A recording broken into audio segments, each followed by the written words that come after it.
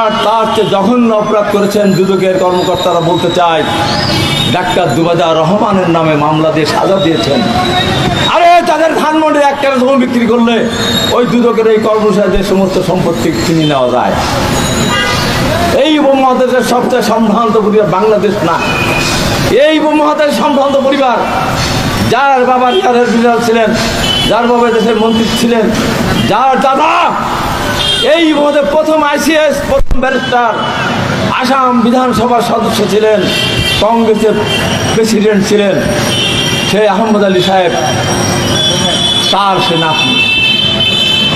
তার বাবা আকবর আলী সাহেব এই উপমহাদেশের প্রথম MBA ডাক্তার, পাটনাদের সিনি মেডিকেল কলেজ স্থাপন করার জন্য উদ্যোগী নিয়ে প্রতিষ্ঠা করেছিলেন।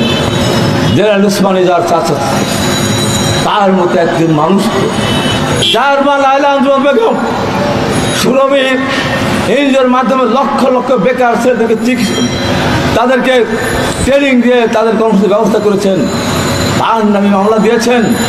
তাই বলতে তাই ওই বিচারককে বাংলাদেশের বাড়িতে জনতা আদালত বিচার করবে, ওই যারা পথহারা শিশু তাদেরকে ট্রেনিং দিয়ে কর্মসূচির ব্যবস্থা করেছেন। আর